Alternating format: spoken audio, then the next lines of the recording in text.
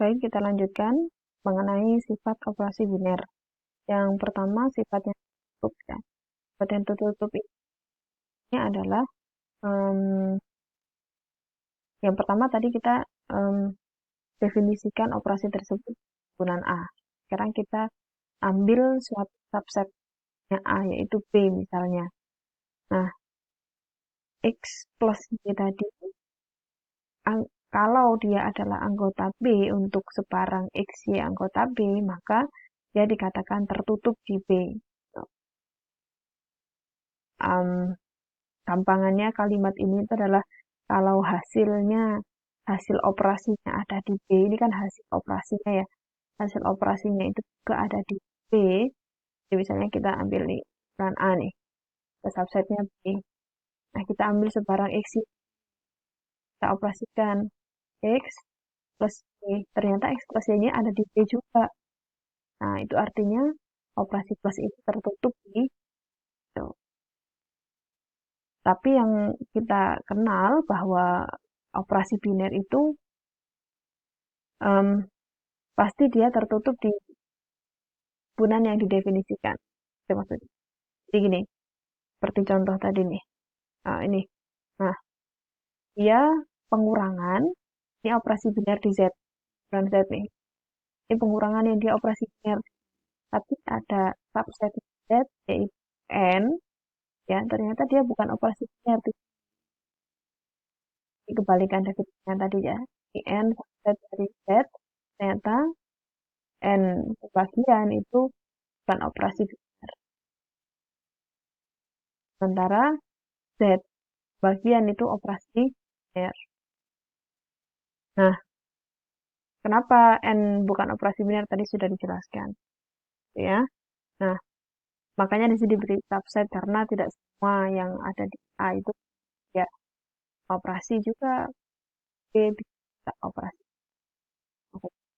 Kalau kondisi khusus untuk suatu operasi, ya berarti B-nya perfect. Sorry, proper subset. Proper subset itu kan berarti B-nya sama dengan A. B-nya subset A dan B sama dengan ingat-ingat kembali di materi himpunan ya. Tertutup. Saya kira ini cukup jelas karena hampir semua operasi biner itu pasti tertutup di himpunan itu sendiri. Kecuali himpunannya didefinisikan yang lain. Contoh tadi misalnya saya punya ini nomor 5 ya misalnya. Nanti saya akan ambil contoh untuk nomor 5 untuk semua sifat ya. Jadi penjumlahan di RD itu tertutup. Kita lihat. Penjumlahan RD ini tertutup. Kalau kita lihat F, kalau kita punya F tambah G misalnya ya, F-nya di RT, G-nya di RT, maka ini kan didefinisikan sebagai apa? Fx tambah X. Ini tambahnya mungkin perlu saya kotak supaya berbeda. Maksudnya operasi penjumlahan kotak ini berlaku di RT, sementara yang ini berlaku di real. Kenapa operasi penjumlahan ini berlaku di real? Karena Fx itu real, ya kan? Fx itu kan anggota RT. Berarti domainnya D, kodomainnya atau range-nya adalah R. Berarti Fx ini kan dia plusnya itu berlakunya di R. Beda dengan plusnya nih. Karena dia operasi di R, maka pasti tertutup. Ya, kemudian yang komutatif, ya komutatif kalau memenuhi saling bolak-balik seperti ini. Kalau kita perhatikan di contoh yang nomor 5 tadi, saya punya Fg, itu kan berarti apa? Fx plus X. Kalau Gf, berarti Gx plus X. Kalau kita perhatikan yang ini aja, ini kan dia kerjanya di R ya. Sudah bukan di RD lagi. Sementara yang ini kan di RD. Nah, karena di real itu komutatif itu terpenuhi, maka di RD ini juga terpenuhi karena dia sahih di R. Makanya di sini sahih. Ini sama dengan ini kan mengakibatkan ini sama dengan Jadi yang nomor 5 tadi komutatif, tertutup, kemudian asosiatif juga iya karena pasti nanti ini di R juga kan. Asosiatif kalau seperti ini ya, dikelompokkan baik di belakang maupun di depan nanti pasti akan sama. Kalau saya ambil F plus E plus apa misalnya H, itu nanti harus sama dengan F plus E plus H. Untuk sebarang FGH, elemen RT. Nah, yang ini kan berarti Fx tambah Gx tambah Hx. Yang ini Fx tambah Gx ya, tambah Hx. Nah, ini Fx, Hx, dan Gx-nya itu elemen apa? Elemen R. Berlaku di R. Sudah dijamin oleh sifat-sifat asosiatif R. Karena penjumlahan bersifat asosiatif di R. Maka yang atasnya juga memenuhi. Kemudian elemen identitas, nah kita akan cari elemen identitasnya sama seperti yang di fungsi kemarin. Kalau fungsi kemarin kita elemen identitasnya itu ya X. Kalau di X, kalau ini real berarti R. Di Rx kemarin X ya. Untuk suatu X elemen R. Nah, sekarang tapi ini kan kemarin untuk komposisi ya. Jadi untuk sekarang kemarin kan operasinya komposisi. Nah, ini sekarang operasinya penjumlahan. Kalau yang nomor 5 tadi kan. Nah, elemen identitas ini definisinya adalah operasi. Elemen identitas itu kalau suatu elemen E itu dikatakan sebagai elemen identitas jika dia memenuhi X plus E dan E plus X. X. Ambil contoh nih, contoh fungsi yang lebih sulit tadi. Misalnya pada operasi penjumlahan Z. Terus sebenarnya lebih enak nulis gitu deh. Operasi penjumlahan di Z. Ya, saya nulisnya. Maka E-nya apa? 0 ya. Karena elemen identitasnya ini ya. Untuk setiap X elemen Z berlaku apa? X tambah 0 sama dengan 0 tambah X dan X. Kan? Lain halnya pada operasi perkalian di Z misalnya. Pada operasi perkalian di Z, E-nya apa? 1.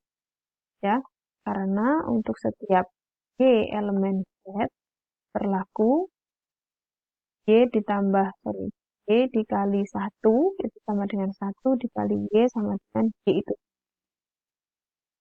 Gitu ya, jadi elemen identitas setiap operasi itu berbeda-beda. Setiap hitungan berbeda-beda.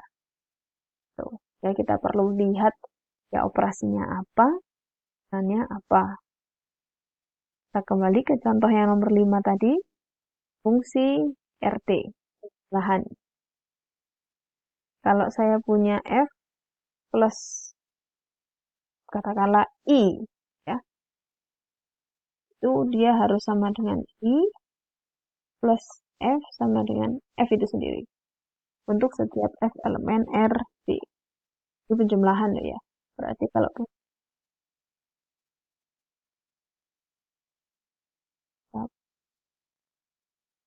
kalau seperti ini kita perlu mendefinisikan isinya itu apa. Jadi tidak harus simbolnya itu E, boleh juga simbolnya yang lain. Saya pakai simbol atau supaya sama ya. Kalau ini kemarin kan di apa? Operasi gabungan F bundaran I bundaran F dan di definisinya. Tapi kalau di penjumlahan barangkali berbeda, saya pakai E aja lah. Supaya sama. Baik. F plus IE didefinisikan berarti Fx tambah hasilnya harus Fx. Sementara yang satunya yang kiri X tambah F. Saya kira fungsi apa yang tambah dengan suatu fx itu hasilnya fx. Yang jelas artinya fungsi ini harus bernilai 0 kan? 0. Nah, dia fungsi konstan yang nilainya 0. Boleh katakan I0 atau I0 disimbolkan dengan apa aja boleh, asalkan didefinisikan dengan jelas bahwa dia adalah fungsi konstan yang bernilai 0. Karena ini kan penjumlahan di real. Jumlah di real elemen identitasnya kan 0. Gitu ya. Di elemen identitasnya fungsi konstan yang bernilai 0. Bukan 0. Dibedakan ya.